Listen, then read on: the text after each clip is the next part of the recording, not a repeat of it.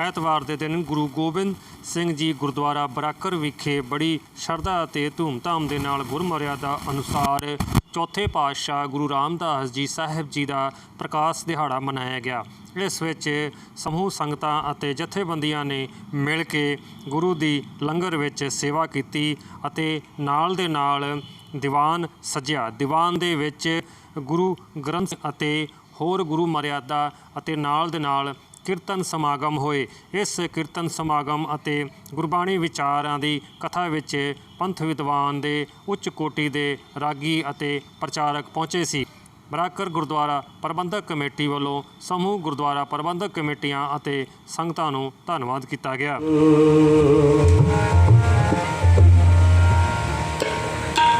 ਖੁੱਲਿਆ ਹਰ ਹਰ ਨਾਮ ਸਮਤਾ ਕਾ ਪਾਏ ਬਿਸਰਾਮਾ ਨਿਤ ਗਈ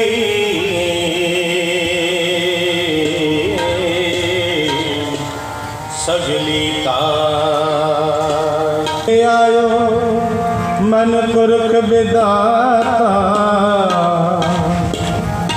संतन की शरणाई संतन के शरणा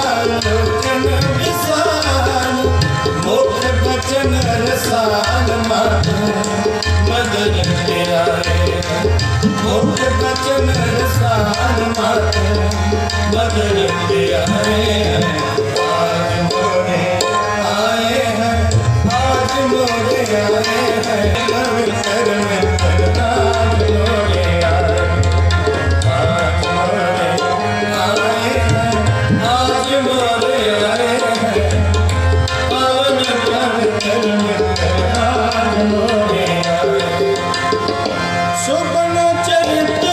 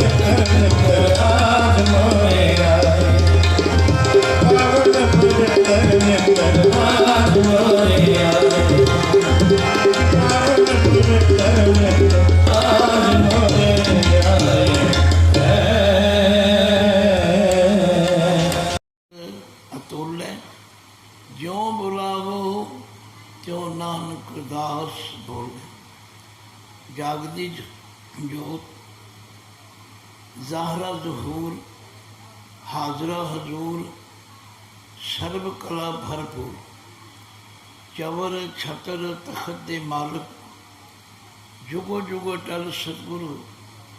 धन धन धन श्री गुरु ग्रंथ साहिब जी की पावन पवित्र हजूरी अंदर सोडी कुल सिरमौर धन धन गुरु रामदास जी के प्रकाश पुरब नूं मना रही समूह साध संगत, आप कितने वडभागे हो, कितना टिकाऊ है, कितनी एकाग्रता है। और इस एकाग्रता विच होर वाधा हो गया जदों गुरु रामदास जी के दर तो वरसाए हुए भाई साहब भाई बलविंदर सिंह जी लोपो के ते उन्हां दे रागी जथे ने ऐसी अमृत बरखा की है, ऐसी धन गुरु रामदास जी की उस्तत की है।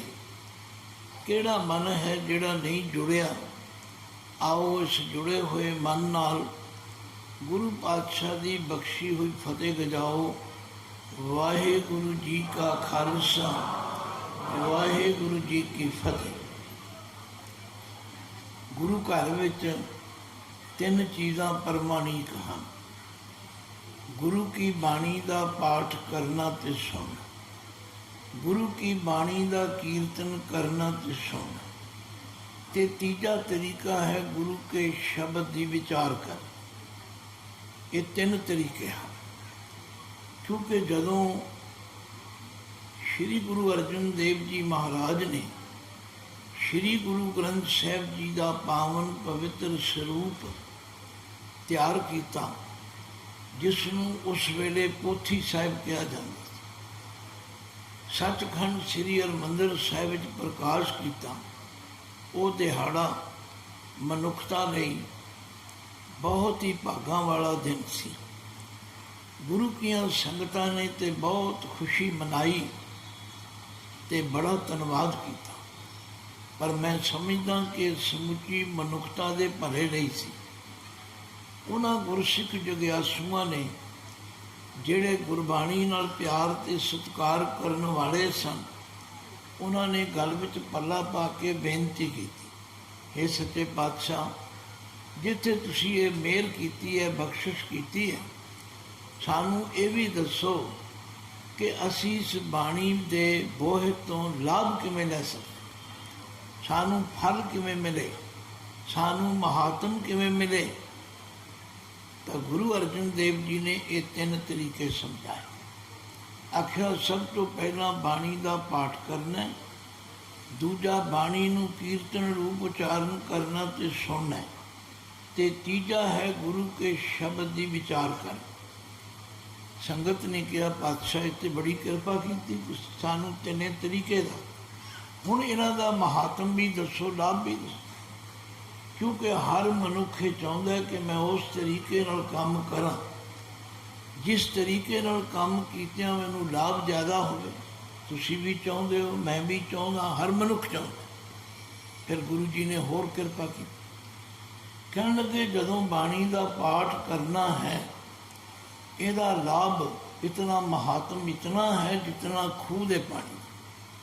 ਆਖਣਗੇ ਮਹਾਰਾਜ ਸਮਝ ਨਹੀਂ ਆਈ, ਇਹ ਖੂਹ ਦੇ ਪਾਣੀ ਦੀ ਜੋ ਮਿਸਾਲ ਦਿੱਤੀ ਸਾਡੀ ਸਮਝ ਨਹੀਂ ਆਈ। ਸਮਰੱਥ ਗੁਰੂ ਦਾ ਕੰਮ ਹੈ ਕਿ ਹਰ ਗੁਰਸਿੱਖ ਨੂੰ ਸਮਝਾਉਣਾ।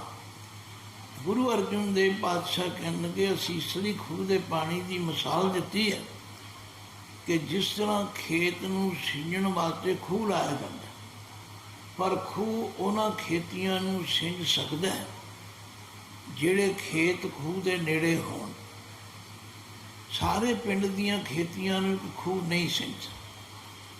ਸਾਡਾ ਕਹਿਣ ਤੋਂ ਭਾਵ ਹੈ ਜਿਹੜਾ ਮਾਈ ਭਾਈ ਪ੍ਰੇਮੀ ਇੱਕ ਮਨ ਇੱਕ ਚਿੱਤ ਹੋ ਕੇ ਬਾਣੀ ਦਾ ਪਾਠ ਕਰੇਗਾ, ਬਾਣੀ ਤੋਂ ਮਿਲਣ ਵਾਲੀ ਸਿੱਖਿਆ ਉਹਦੇ ਹਿਰਦੇ ਰੂਪੀ ਖੇਤ ਨੂੰ ਸਿੰਜੇ। ਕਹਿਣ ਲੱਗੇ ਹੁਣ ਸਮਝਾ, ਹੁਣ ਸਾਡੀ ਸਮਝਾ, ਤੁਸੀਂ ਪਾਠ ਕਰੋ, ਮੈਂ ਪਾਠ ਕਰਾਂ, ਜਿਹੜਾ ਕਰੇ ਬਾਣੀ ਤੋਂ ਮਿਲਣ ਵਾਲੀ ਸਿੱਖਿਆ ਉਹਦੇ ਹਿਰਦੇ ਰੂਪੀ ਖੇਤ ਨੂੰ ਸਿੰਜੇ। ਦੂਜਾ ਤਰੀਕਾ ਹੁਣੇ ਤੁਸੀਂ ਕੀਰਤਨ ਸੁਣੇ, ਇਹਦਾ ਮਹਾਤਮ ਪਹਿਲੇ ਨਾਲੋਂ ਜ਼ਿਆਦਾ ਹੈ। ਕਿਤਨਾ ਹੈ? ਜਿਤਨਾ ਮੀਂਹ ਦੇ ਪਾਣੀ। ਭਾਈ ਸਾਹਿਬ ਨੇ ਕੀਰਤਨ ਕੀਤਾ, ਤੁਸੀਂ ਸੁਣਿਆ, ਮੈਂ ਵੀ ਸੁਣਿਆ। ਜਿੱਥੇ ਜਿੱਥੇ ਤੱਕ ਆਵਾਜ਼ ਜਾ ਰਹੀ ਸੀ, ਜਿਹੜੇ ਕੰਨ ਵਿੱਚ ਬਾਣੀ ਦੀ ਆਵਾਜ਼ ਸੁਣਾਈ ਦੇ ਰਹੀ ਸੀ, ਉਹਦੇ ਹਿਰਦੇ ਨੂੰ ਟੁੰਬ ਰਹੀ ਸੀ। ਹਾਂ, ਇਹ ਠੀਕ ਹੈ, ਬਾਣੀ 'ਚ ਵੀ ਲਿਖਿਆ ਕਿ ਉਂਦੇ ਭਾਂਡੇ ਕੱਛ ਨਾ ਸੰਭਾਲੈ, ਸੀਧੇ ਅੰਮ੍ਰਿਤ ਪਰੇ ਨਿਹਾਲ। ਜਿਹੜੇ ਭਾਂਡਾ ਹੀ ਉਲਟਾ ਕਰ ਲੈਣਗੇ, ਜਿਵੇਂ ਪੰਡਾਲ ਤੋਂ ਬਾਹਰ ਬੈਠੇ ਗੱਲਾਂ ਕਰੀ ਜਾਣ, ਉਹਨਾਂ ਨੂੰ ਕੁਝ ਨਹੀਂ ਸੁਣਾਈ, ਖਿਮਾ ਕਰ। ਜਿਹੜੇ ਆਪਣਾ ਹਿਰਦਾ ਰੂਪੀ ਭਾਂਡਾ ਗੁਰੂ ਦੇ ਵੱਲ ਕਰਕੇ ਬੈਠਣਗੇ, ਉਹਨਾਂ ਨੂੰ ਇੱਕ ਇੱਕ ਅੱਖਰ ਸਮਝ ਆਏਗਾ ਔਰ ਉਹ ਨਿਹਾਲ ਹੋ ਜਾਣਗੇ। ਇਹ ਹੈ ਮੀਂਹ ਦਾ ਪਾਣੀ। ਕਿਉਂਕਿ ਬਰਖਾ ਜਿਹੜੀ ਹੈ ਉਹ ਜਦੋਂ ਪੈਂਦੀ ਹੈ, ਉਹ ਦੂਰ ਨੇੜੇ ਉੱਚੇ ਨੀਵੇਂ ਸਭ ਖੇਤਾਂ ਨੂੰ ਨਿਹਾਲ ਕਰ ਦਿੰਦੀ ਹੈ। ਕਹਿਣ ਲੱਗੇ ਮਹਾਰਾਜ ਵੀ ਸਮਝ ਆ ਗਈ। ਤੇ ਤੀਜਾ ਤਰੀਕਾ ਹੈ ਗੁਰਬਾਣੀ ਦੀ ਵਿਚਾਰ ਕਰ, ਜਿਸ ਨੂੰ ਅਸੀਂ ਕਥਾ ਕਰਨੀ ਵੀ ਕਹਿ ਦਿੰਦੇ। ਕਹਿਣ ਲੱਗੇ ਇਹਦਾ ਮਹਾਤਮ ਪਹਿਲੇ ਦੋਹਾਂ ਨਾਲੋਂ ਜ਼ਿਆਦਾ ਹੈ। ਖਿਮਾ ਕਰਨਾ, ਇਹ ਨਾ ਸਮਝਣਾ ਵੀ ਕੋਈ ਮੈਂ ਕਥਾ ਕਰ ਰਿਹਾ ਤਾਂ ਜ਼ਿਆਦਾ, ਨਹੀਂ। ਇਹ ਗੁਰੂ ਅਰਜਨ ਦੇਵ ਪਾਤਸ਼ਾਹ ਦੇ ਬਚਨ ਹਨ। ਆਖਿਆ ਜਦੋਂ ਬਾਣੀ ਦੀ ਵਿਚਾਰ ਕੀਤੀ ਜਾਂਦੀ ਹੈ ਤਾਂ ਫਿਰ ਬਾਣੀ ਦਾ ਇੱਕ ਇੱਕ ਅੱਖਰ, ਇੱਕ ਇੱਕ ਲਗ ਮਾਤਰ ਸਮਝ ਆਉਂਦੀ। ਇਹ ਇਉਂ ਜਾਣੋ ਜਿਵੇਂ ਨਿੰਮੀ ਫੁਹਾਰ ਲਾ ਕੇ ਮੀਂਹ ਵਸਦਾ ਨਾ, ਬਹੁਤਾ ਤੇਜ਼ ਨਹੀਂ ਹੁੰਦਾ, ਪਰ ਜਿੰਨੀਆਂ ਬੂੰਦਾਂ ਪੈਂਦੀਆਂ ਨੇ ਉਹ ਧਰਤੀ ਦੇ ਸੀਨੇ ਵਿੱਚ ਧਸ ਜਾਂਦੀਆਂ, ਤੇ ਜਿਹੜੀਆਂ ਬੂੰਦਾਂ ਧਰਤੀ ਦੇ ਸੀਨੇ ਵਿੱਚ ਧਸ ਜਾਣ, ਉਹ ਫਿਰ ਬੜੀ ਦੇਰ ਤੀਕਰ ਗਿੱਲ ਬਣਾਈ ਰੱਖਦੀ। ਇਹ ਤਿੰਨ ਤਰੀਕੇ ਗੁਰੂ ਘਰ ਵਿੱਚ ਪ੍ਰਮਾਣਿਕ ਨੇ। ਬਾਣੀ ਦਾ ਪਾਠ ਕਰਨਾ, ਬਾਣੀ ਦਾ ਕੀਰਤਨ ਕਰਨਾ ਤੇ ਸੁਣਨਾ, ਤੇ ਬਾਣੀ ਦੀ ਵਿਚਾਰ ਕਰਨਾ। ਤੁਸੀਂ ਭਾਗਾਂ ਵਾਲੇ ਹੋ। ਤਿੰਨੇ ਤਰੀਕਿਆਂ ਨਾਲ ਤੁਸੀਂ ਗੁਰੂ ਦੀ ਹਾਜ਼ਰੀ ਵਿੱਚ ਜੁੜ ਬੈਠੇ। ਆਓ ਹੁਣ ਭਾਈ ਸਾਹਿਬ ਭਾਈ ਗੁਰਦਾਸ ਜੀ ਦਾ ਇੱਕ ਕਥਨ ਹੈ। ਜਿਹੜੇ ਗੁਰਸਿੱਖ ਚਾਹੁੰਦੇ ਹਨ ਕਿ ਅਸੀਂ ਆਪਣੇ ਜੀਵਨ ਨੂੰ ਸਫਲ ਬਣਾ ਲਈਏ, ਉਹਨਾਂ ਨੇ ਬੜਾ ਸੁੰਦਰ ਤਰੀਕਾ ਦੱਸਿਆ। ਆਖਿਆ ਕੁਰਬਾਨੀ ਤੇ ਨਾ ਗੁਰਸਿੱਖਾਂ, ਧਿਆਨ ਨਾਲ ਸੁਣੋ, ਕੁਰਬਾਨੀ ਤੇ ਨਾ ਗੁਰਸਿੱਖਾਂ ਪਿਛਲ ਰਾਤੀ ਉੱਠ ਬਾਂਧ। ਕੁਰਬਾਨੀ ਤੇ ਨਾ ਗੁਰਸਿੱਖਾਂ ਅੰਮ੍ਰਿਤ ਵੇਲੇ ਸਰ ਨਾ ਵੰਦੇ। ਕੁਰਬਾਨੀ ਤੇ ਨਾ ਗੁਰਸਿੱਖਾਂ ਇੱਕ ਮਨ ਹੋ ਗੁਰ ਜਾਪ ਜਪੰਦੇ। ਕੁਰਬਾਨੀ ਤੇ ਨਾ ਗੁਰਸਿੱਖਾਂ ਮਨ ਮੇਲੀ ਕਰ ਮੇਲ ਮਲੰਦੇ। ਕੁਰਬਾਨੀ ਤੇ ਨਾ ਗੁਰਸਿੱਖਾਂ ਸਾਧ ਸੰਗਤ ਚੱਲ ਜਾਏ ਜੁੜੰਦੇ। ਕੁਰਬਾਨੀ ਤੇ ਨਾ ਗੁਰਸਿੱਖਾਂ ਗੁਰਬਾਣੀ ਨਿਤ ਗਾਏ ਸੁਣੰਦੇ। ਕੁਰਬਾਨੀ ਤੇ ਨਾ ਗੁਰਸਿੱਖਾਂ ਭਾਏ ਭਗਤ ਗੁਰਪੁਰਬ ਕਰੰਦੇ। ਅੱਜ ਤੁਸੀਂ ਪ੍ਰੇਮਾ ਭਗਤੀ ਦੇ ਨਾਲ ਗੁਰੂ ਰਾਮਦਾਸ ਜੀ ਦਾ ਪ੍ਰਕਾਸ਼ ਪੁਰਬ ਮਨਾ ਲਿਆ। ਇਹ ਸਾਰੀਆਂ ਗੱਲਾਂ ਤੁਸੀਂ ਸੁਣ ਲਈਆਂ। ਜਿਹੜਾ ਇਹਨਾਂ ਅਨੁਸਾਰ ਆਪਣੇ ਜੀਵਨ ਨੂੰ ਢਾਲ ਲਏਗਾ, ਭਾਈ ਸਾਹਿਬ ਕਹਿੰਦੇ ਨੇ ਮੈਂ ਗਰੰਟੀ ਦਿੰਦਾ। ਹੁਣ ਮੈਂ ਤੁਹਾਨੂੰ ਸਾਰਿਆਂ ਨੂੰ ਖੇਚਲ ਦਿਆਂਗਾ। ਇਹ ਪੰਕਤੀ ਸਾਰੇ ਰਲ ਕੇ ਪੜ੍ਹਿਓ। ਇੱਕ ਪਾਸੇ ਮੈਂ ਪੜਾਂਗਾ, ਪਿੱਛੇ ਤੁਸੀਂ ਪੜ੍ਹਿਓ। ਗੁਰ ਸੇਵਾ ਫਲ ਸੁਫਲ ਫਲੰਦੇ। ਗੁਰ ਸੇਵਾ ਫਲ ਸੁਫਲ ਫਲੰਦੇ।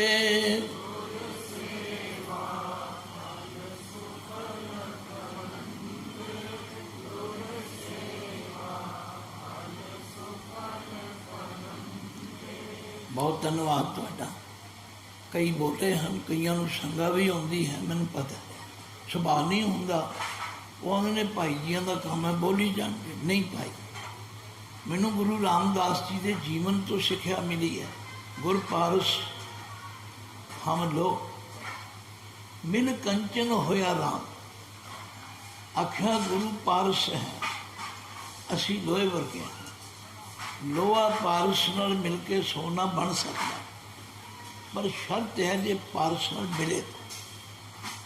ਮੈਂ ਯਤਨ ਕੀਤਾ ਕਿ ਤੁਸੀਂ ਗੁਰੂ ਪਾਰਸ ਨਾਲ ਮਿਲੋ, ਕਿਉਂਕਿ ਬਾਣੀ ਗੁਰੂ ਹੈ। ਇੱਕ ਵਾਰੀ ਫਿਰ ਯਤਨ ਕਰੋ।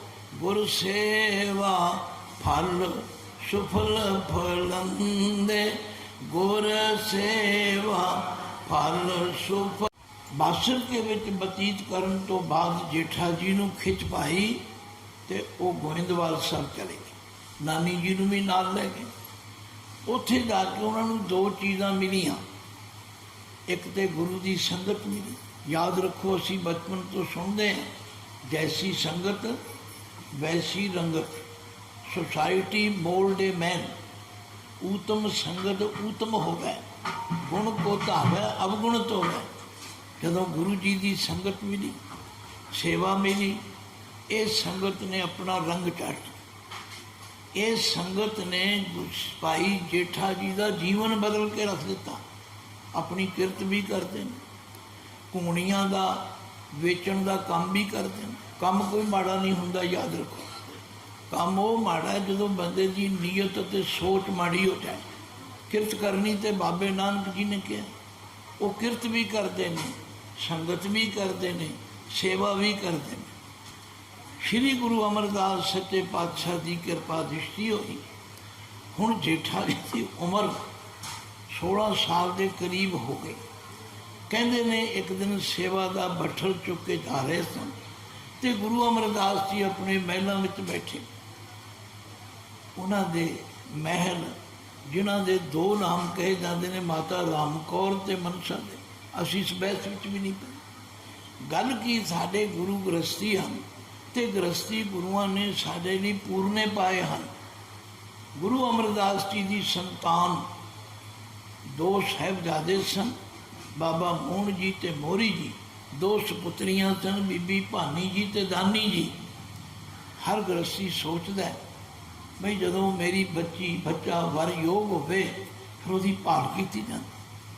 ਕਹਿੰਦੇ ਨੇ ਮਾਤਾ ਜੀ ਨੇ ਗੁਰੂ ਅਮਰਦਾਸ ਜੀ ਨੂੰ ਕਿਹਾ, ਬੱਚੀ ਭਾਨੀ ਵਰ ਯੋਗ ਹੋ ਗਈ ਹੈ, ਹੁਣ ਆਪਾਂ ਕੋਈ ਵਰ ਲੱਭੀਏ। ਆਖਿਰ ਕਿਹੋ ਜਿਹਾ ਵਰ ਹੋਣਾ ਚਾਹੀਦਾ? ਦੇਖੋ, ਗੁਰੂ ਦੀ ਹਰ ਕਿਰਿਆ ਤੋਂ ਸਾਨੂੰ ਸਿੱਖਿਆ ਮਿਲਦੀ ਜੇ ਲੈਣੀ ਹੋਵੇ ਤਾਂ। ਮੈਂ ਕਿਉਂਕਿ ਸਮਾਜ ਵਿੱਚ ਰਹਿਣਾ, ਅੱਜ ਅਨੇਕਾਂ ਬੱਚੀਆਂ ਦੇ ਜੀਵਨ ਮੈਂ ਦੇਖਦਾ, ਅਸੀਂ ਗੁਰੂ ਦੀ ਦੱਸੀ ਰਵਾਇਤ ਨੂੰ ਭੁੱਲ ਗਏ। ਅਸੀਂ ਜ਼ਮੀਨਾਂ ਦੇਖ ਲਈਆਂ, ਕਿਲੇ ਦੇਖ ਲਏ, ਮਹਿਲ ਮਾੜੀਆਂ ਦੇਖ ਲਈਆਂ, ਇਹ ਨਹੀਂ ਵੇਖਿਆ ਕਿ ਜਿਹਦੇ ਲੜ ਲਾਉਣ ਲੱਗੇ ਉਹਦੇ ਗੁਣ ਕੈਸੇ ਨੇ, ਉਹਦਾ ਸੁਭਾਅ ਕੈਸਾ ਹੈ। ਬਹੁਤ ਬੱਚੀਆਂ ਦੇ ਜੀਵਨ ਸ਼ਰਾਬੀਆਂ ਦੇ ਲੜ ਲੱਗ ਕੇ ਗਵਾਚ ਗਏ, ਖਿਮਾ ਕਰ। ਪਰ ਗੁਰੂ ਅਮਰਦਾਸ ਜੀ ਨੇ ਪੂਰਨੇ ਪਾਏ। ਉਹਨਾਂ ਪੁੱਛਿਆ ਕਿਹੋ ਜਿਹਾ ਵਰ ਚਾਹੀਦਾ? ਮਾਤਾ ਜੀ ਨੇ ਇਸ਼ਾਰਾ ਕੀਤਾ, ਇਹੋ ਜਿਹਾ। ਭਾਵੇਂ ਉਹਨਾਂ ਦਾ ਭਾਵ ਇਹ ਨਹੀਂ ਸੀ ਕਿ ਇਹੀ, ਉਹਨਾਂ ਤੇ ਕਿਹਾ ਇਹੋ ਜਿਹਾ ਭਾਵਾ ਸਰੀਰ ਕਰਕੇ, ਸੁਭਾਵ ਕਰਕੇ, ਚਿਹਰੇ ਮੋਹਰੇ ਕਰਕੇ, ਨਾਲੇ ਗੁਰੂ ਕੀ ਉਹਨਾਂ ਨੂੰ ਗੁਰਤਾ ਗੱਦੀ ਬਖਸ਼ ਦਿਓ। ਮੈਂ ਕੋਈ ਗੱਲਾਂ ਵਿੱਚੋਂ ਛੱਡਾਂਗਾ ਤੇ ਆਪਣੇ ਟੀਚੇ ਤੱਕ ਪਹੁੰਚਾਂਗਾ। ਆਖਰ ਗੁਰੂ ਰਾਮਦਾਸ ਜੀ ਬਣ ਸਾਡੇ ਸਨਮੁਖ ਆਏ। ਗੁਰੂ ਰਾਮਦਾਸ ਜੀ ਨੇ ਗੁਰਤਾ ਗੱਦੀ ਤੇ ਬਿਰਾਜਮਾਨ ਹੋ ਕੇ ਸਾਡੇ ਲਈ ਜੋ ਕੰਮ ਕੀਤੇ, ਹੁਣ ਉਹਨਾਂ ਵੱਲ ਧਿਆਨ ਦੇਈਏ। ਉਹਨਾਂ ਨੇ ਗੁਰੂ ਪਿਤਾ ਦੀ ਆਗਿਆ ਅਨੁਸਾਰ ਸ੍ਰੀ ਅੰਮ੍ਰਿਤਸਰ ਸਾਹਿਬ ਨਗਰ ਵਸਾਏ। ਇਹਦਾ ਪਹਿਲਾ ਨਾਮ ਗੁਰੂ ਕਾ ਚੱਕ ਹੈ, ਇਹਨੂੰ ਰਾਮਦਾਸਪੁਰ ਵੀ ਕਹਿੰਦੇ ਸਨ। ਪਰ ਅੱਜ ਕਿਉਂਕਿ ਸ੍ਰੀ ਅੰਮ੍ਰਿਤਸਰ ਸਰੋਵਰ ਕਰਕੇ ਅੰਮ੍ਰਿਤਸਰ ਕਿਹਾ ਜਾਂਦਾ। ਗੁਰੂ ਪਿਤਾ ਦੀ ਆਗਿਆ ਦੇ ਨਾਲ ਇਹ ਨਗਰ ਵਸਾਇਆ। ਪਰ ਨਗਰ ਵਸਾਉਣ ਦੀ ਕਦੇ ਤਰਤੀਬ ਦੇਖੋ, ਉਹਨਾਂ ਦੀ ਦੂਰਅੰਦੇਸ਼ੀ ਦੇਖੋ ਤੇ ਤੁਸੀਂ ਆਸ਼ਿਸ਼ ਕਰ ਉਠੋ। ਮੈਂ ਬੜੇ ਸ਼ਹਿਰ ਦੇਖੇ ਨੇ, ਗੁੜ ਮੰਡੀਆਂ ਵੀ, ਗੁੜ ਵੀ ਵਿਕਦੇ, ਪਰ ਨਹੀਂ ਅੰਮ੍ਰਿਤਸਰ ਸ਼ਹਿਰ ਐਸਾ ਹੈ ਜਿੱਥੇ ਹਰ ਚੀਜ਼ ਦੀ ਮੰਡੀ ਵੱਖਰੀ ਹੈ। ਘਿਓ ਮੰਡੀ ਵੱਖਰੀ, ਨਿਮਕ ਮੰਡੀ ਵੱਖਰੀ। ਗੱਲ ਕੀ, ਗੁਰੂ ਪਾਤਸ਼ਾਹ ਨੇ ਐਸੀ ਜੁਗਤ ਦੇ ਨਾਲ ਇਸ ਨਗਰ ਨੂੰ ਵਸਾਇਆ ਜਿਹਦੇ ਵਿੱਚ 52 ਕਿੱਤਿਆਂ ਦੇ ਕਰਨ ਵਾਲੇ ਲੋਕ ਵਸਾਏ। ਔਰ ਇਹ ਨਗਰ ਉਸ ਵੇਲੇ ਦਾ ਸਭ ਤੋਂ ਵੱਡਾ ਤਜਾਰਤੀ ਵਪਾਰਕ ਕੇਂਦਰ ਸੀ। ਇੱਥੇ ਹੀ ਬਸ ਨਹੀਂ, ਉਹਨਾਂ ਨੇ ਸ੍ਰੀ ਅੰਮ੍ਰਿਤਸਰ ਸਰੋਵਰ ਦੀ ਬੁਨਿਆਦ ਵੀ ਰੱਖੀ। ਉਹਨਾਂ ਨੇ ਹੋਰ ਵੀ ਸਰੋਵਰ ਬਣਾਏ ਔਰ ਗੁਰੂ ਅਰਜਨ ਦੇਵ ਪਾਤਸ਼ਾਹ ਨੇ ਉਹਨਾਂ ਕਾਰਜਾਂ ਨੂੰ ਹੋਰ ਮੁਕੰਮਲ ਕੀਤਾ। ਹੁਣੇ ਸਟੇਜ ਤੋਂ ਤੁਸੀਂ ਸੁਣ ਰਹੇ ਸੋ, ਗੁਰੂ ਰਾਮਦਾਸ ਜੀ ਨੇ ਗੁਰੂ ਕੀ ਬਾਣੀ ਵੀ ਉਚਾਰਨ ਕੀਤੀ। ਲਗਭਗ 30 ਰਾਗਾਂ ਵਿੱਚ ਉਹਨਾਂ ਦੀ ਬਾਣੀ, ਪਰ ਉਹਨਾਂ ਦੀ ਬਾਣੀ ਗੁਰੂ ਭਗਤੀ ਤੇ ਪਰਮੇਸ਼ਵਰ ਭਗਤੀ ਨਾਲ ਓਤ-ਪੋਤ।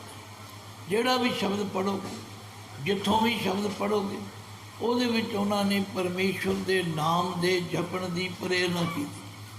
ਆਖਿਆ, ਜਿਨ ਹਰ ਹਿਰਦੈ ਨਾਮ ਨਾ ਬਸਿਓ, ਤਿਨ ਮਾਤ ਕੀਜੈ ਹਰ ਬਾਂਝਾ। ਤਿਨ ਸੁਣੀ ਦੇ ਫਿਰੈ ਬਿਨ ਨਾਵੇਂ, ਓਏ ਖੱਪ ਖੱਪ ਮੋਏ ਕਰੰਜਾ। ਮੇਰੇ ਮਨ ਜਪ ਰਾਮ ਨਾਮ ਹਰ ਮਾਝਾ। ਜੇ ਮੈਂ ਬਾਣੀ ਸੁਣਾਉਣ ਲੱਗਾ, ਬਾਣੀ ਤੇ ਗੁਰੂ ਰਾਮਦਾਸ ਜੀ ਦੀ ਬਹੁਤ ਹੈ, ਬਹੁਤ ਹੈ। ਹਰ ਬਾਣੀ ਦੇ ਸ਼ਬਦ ਵਿੱਚੋਂ ਗੁਰੂ ਭਗਤੀ ਤੇ ਪਰਮੇਸ਼ਵਰ ਭਗਤੀ ਡੁੱਲ ਡੁੱਲ ਕੇ ਪੈਂਦੀ। ਫਿਰ ਗੁਰੂ ਰਾਮਦਾਸ ਜੀ ਨੇ ਬੜੀ ਕਿਰਪਾ ਕੀਤੀ। ਅੱਜ ਦਾ ਮਨੁੱਖ ਇਹ ਕਹਿੰਦਾ ਸੁਣਿਆ ਜਾਂਦਾ ਕਿ ਜੀ ਮੇਰੇ ਕੋਲ ਟਾਈਮ ਨਹੀਂ ਹੈ। ਗੁਰੂ ਰਾਮਦਾਸ ਜੀ ਨੇ ਆਖਿਆ, ਐਸਾ ਨਾ ਕਿਹਾ ਕਰੋ, ਟਾਈਮ ਤੇ ਹੈ ਪਰ ਤੁਹਾਡੇ ਕੋਲ ਟਾਈਮ ਟੇਬਲ ਨਹੀਂ ਹੈ। ਟਾਈਮ ਦੀ ਵੰਡ ਕਰੋ। ਜਦੋਂ ਤੁਸੀਂ ਟਾਈਮ ਟੇਬਲ ਅਨੁਸਾਰ ਚੱਲੋਗੇ, ਤੁਹਾਡਾ ਕਿਰਤਕਾਰ ਵੀ ਚੱਲੇਗਾ, ਤੁਸੀਂ ਨਾਮ ਵੀ ਜਪੋਗੇ, ਤੁਹਾਡਾ ਜੀਵਨ ਵੀ ਸਫਲ ਹੋਵੇਗਾ, ਲੋਕ ਵੀ ਸੁਖੀ, ਪਰਲੋਕ ਵੀ ਸੁਖੀ। ਉਹਨਾਂ ਨੇ ਬੜੀ ਕਿਰਪਾ ਕੀਤੀ। ਉਹਨਾਂ ਨੇ ਸਾਡਾ ਟਾਈਮ ਟੇਬਲ ਬਣਾ ਕੇ ਦੇ ਦਿੱਤਾ। ਹੋ ਸਕਦਾ ਤੁਹਾਨੂੰ ਬਹੁਤਿਆਂ ਨੂੰ ਯਾਦ ਹੋਵੇ, ਗੁਰ ਸਤਿਗੁਰ ਕਾ ਜੋ ਸਿੱਖ ਅਖਾਏ, ਇੱਥੋਂ ਗੱਲ ਸ਼ੁਰੂ ਕੀਤੀ। ਪਰ ਕਈ ਹੁਜਤਬਾਜ਼ ਵੀ ਮਿਲਦੇ ਨੇ। ਅੱਛਾ ਜੀ, ਜਿਹੜਾ ਅੰਮ੍ਰਿਤ ਵੇਲੇ ਨਹੀਂ ਉੱਠੇਗਾ ਉਹਦਾ ਭਲਾ ਨਹੀਂ ਹੋਵੇਗਾ, ਇਹ ਨਹੀਂ ਆਖਿਆ। आख्या गुर सतगुर का जो सिख खाए। हुण तुसीं आपे ही समझ लो, ਜਿਹੜਾ ਆਪਣੇ ਆਪ ਨੂੰ ਗੁਰੂ ਦਾ ਸਿੱਖ ਅਖਵਾਉਂਦਾ ਉਹਦੇ ਲਈ ਬੜਾ ਜ਼ਰੂਰੀ ਹੈ ਸੋ ਭਲ ਕੇ ਉੱਠ ਹਰ ਨਾਮ। ਇੱਥੋਂ ਸਾਡੀ ਅਰੰਭਤਾ। ਜਿਹੜਾ ਅੰਮ੍ਰਿਤ ਵੇਲੇ ਦੀ ਸੰਭਾਲ ਕਰੇਗਾ, ਜਿਹੜਾ ਹਰੀ ਨਾਮ ਨੂੰ ਧਿਆਵੇ, ਗੁਰ ਸਤਿਗੁਰ ਕਾ ਜੋ ਸਿੱਖ ਖਾਏ ਸੋ ਭਲ ਕੇ ਉੱਠ ਨਾਮ ਧਿਆਵੇ। ਪਰ ਇਸ ਕੰਮ ਨੂੰ ਕਰਨ ਵਾਸਤੇ ਉਦਮ ਕਰਨਾ ਪਵੇ। ਉਦਮ ਕਰੇ ਭਲਕੇ ਪ੍ਰਭਾਤੀ। ਜਿਹੜੇ ਲੋਕ ਉਦਮ ਨਹੀਂ ਕਰਦੇ ਉਹ ਕਈ ਤਰ੍ਹਾਂ ਦੀਆਂ ਹੋਚਦਾ ਕਰਦੇ। ਉਹ ਜੀ ਸਵੇਰੇ ਉੱਠਣਾ ਬੜਾ ਔਖਾ ਹੈ। ਮੈਂ ਇੱਕ ਨਗਰ ਵਿੱਚ ਬਠਿੰਡੇ ਦੇ ਕੋਲ ਪਿੰਡ ਹੈ ਆਕਲੀ, ਮੈਂ ਉੱਥੇ ਕਥਾ ਕਰਨ ਗਿਆ। ਮੈਨੂੰ ਪਤਾ ਨਹੀਂ ਸੀ ਰੇਤੇ ਵਾਲਾ ਰਾਹ ਸੀ, ਮੇਰੀ ਗੱਡੀ ਫਸ ਗਈ। ਹੁਣ ਮੈਂ ਕਹਿ ਚੁੱਕਾ ਸੀ ਪ੍ਰਬੰਧਕਾਂ ਨੂੰ ਕਿ ਮੈਂ ਪਹੁੰਚ ਚੁੱਕਾ ਹਾਂ, ਪਰ ਰੇਤੇ 'ਚ ਗੱਡੀ ਫਸ ਗਈ। ਪ੍ਰਬੰਧਕ ਵੀ ਮਜਬੂਰ, ਉਹਨਾਂ ਨੇ ਕਿਸੇ ਹੋਰ ਗੁਰਮੁਖ ਦੀ ਸੇਵਾ ਲਾ ਦਿੱਤੀ। ਆਵਾਜ਼ ਆ ਰਹੀ ਸੀ ਪਰ ਮੈਂ ਉਹਨੂੰ ਗੱਡੀ ਛੱਡ ਕੇ ਨਹੀਂ ਸੀ ਜਾ ਸਕਦਾ। ਕੀ ਆ ਰਹੀ ਸੀ ਆਵਾਜ਼? ਉਹ ਮਹਾਤਮਾ ਕਹਿ ਰਹੇ ਸਨ, ਉਦਮ ਅੱਗੇ ਲక్ష్ਮੀ, ਪੱਖੇ ਅੱਗੇ ਪੌਣ। ਤੁਸੀਂ ਵੀ ਜਾਣਦੇ ਹੋ, ਮੈਂ ਵੀ ਸੁਣਿਆ ਹੋਇਆ ਸੀ। ਪਰ ਅਗਲੀ ਗੱਲ ਬੜੀ ਕਮਾਲ ਦੀ ਕਹੀ। ਆਖਿਆ ਦਲਿਦਰੀਆਂ ਕਰ ਗਊ ਲਵੇਰੀ, ਕੌਣ ਉੱਠੇ ਤੇ ਕਿਉਂ? ਜੇ ਘਰ ਵਾਲਾ ਵੀ ਦਲਿਦਰੀ ਤੇ ਘਰ ਵਾਲੀ ਵੀ ਦਲਿਦਰੀ। ਗਊ ਦੁੱਧ ਦੇਣ ਵਾਲੀ ਕਿਲੇ ਤੇ ਬੱਧੀ, ਉਹ ਬਾਹਾਂ ਕਰਦੀ ਮੈਨੂੰ ਚੋਲੋ, ਉਹ ਆਂਦਾ ਤੂੰ ਚੋਲਾ, ਹੁੰਦਾ ਤੂੰ ਚੋਲਾ, ਉੱਠਦਾ ਕੋਈ ਨਹੀਂ। ਉਦਮ ਤੇ ਕਰਨਾ ਪਵੇਗਾ। ਯਾਦ ਰੱਖੋ, ਗੁਰੂ ਰਾਮਦਾਸ ਜੀ ਨੇ ਜੀਵਨ ਦੀਆਂ ਐਸੀਆਂ ਪद्धਤੀਆਂ, ਐਸੀਆਂ ਜੁਗਤੀਆਂ ਤਰੀਕੇ ਸਮਝਾਏ ਨੇ। ਆਖਿਆ ਗੁਰ ਸਤਿਗੁਰ ਕਾ ਜੋ ਸਿੱਖ ਖਾਏ ਸੋ ਭਲ ਕੇ ਉੱਠ ਹਰ ਨਾਮ ਧਿਆਵੇ। ਉਦਮ ਕਰੇ ਭਲ ਕੇ ਪ੍ਰਭਾਤੀ, ਇਸ਼ਨਾਨ ਕਰੇ ਅੰਮ੍ਰਿਤਸਰ ਨਾਵੇ। ਫਿਰ ਕਈ ਹੁਜਤ ਬਾਅਦ ਅੰਮ੍ਰਿਤਸਰ ਰੌਲੇ ਕੌਣ ਜਾਏਗਾ? ਨਹੀਂ ਨਹੀਂ, ਅੱਜ ਜਿੱਥੇ ਤੁਸੀਂ ਬੈਠੇ ਹੋ ਇਹ ਅੰਮ੍ਰਿਤਸਰ ਹੈ। ਪੜ੍ਹੋ ਕਦੇ ਬਾਣੀ। ਗੁਰੂ ਸਾਹਿਬ ਕੀ ਕਹਿੰਦੇ? ਕਰ ਇਸ਼ਨਾਨ ਸਿਮਰ ਪ੍ਰਭ ਆਪਣਾ, ਕਰ ਇਸ਼ਨਾਨ ਸਿਮਰ ਪ੍ਰਭ ਆਪਣਾ।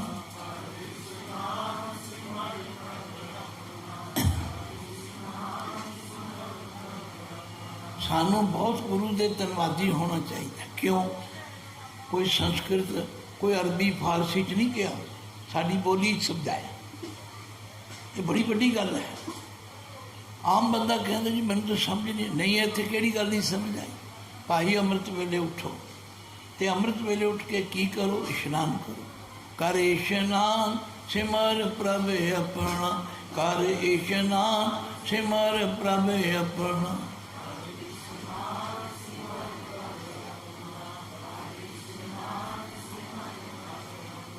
मन तन भय अरोगा, मन तन भय अरोगा।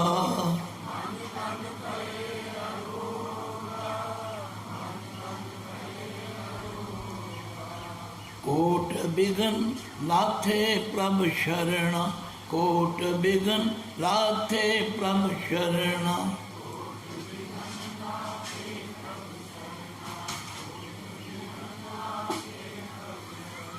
प्रगटे भले संजोगा, प्रगटे भले संजोगा।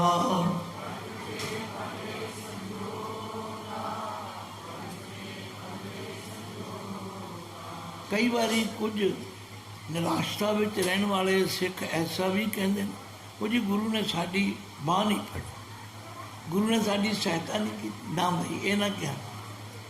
पहला अपनी पीढ़ी हेठ सोटा फेरो भी असी गुरु की गल मनी है। ये गल कहने तो पहला अपने अंदर झात मारो, जो गुरु ने करने वास्ते कहा सी कीता है। जिहदे कीता है फिर तो असी कुछ ना कुछ कहने दे भी हकदार बनी, तो जो कीता ही नहीं। गुरु पातशाह कहते हैं याद रखो मैं तुहाडे हर वेले नाल हां, पर तुहाडा भी कुछ फर्ज है। वो की है? प्रभ बाणी शब्द सुपाख्या, प्रभ बाणी शब्द सुपाख्या।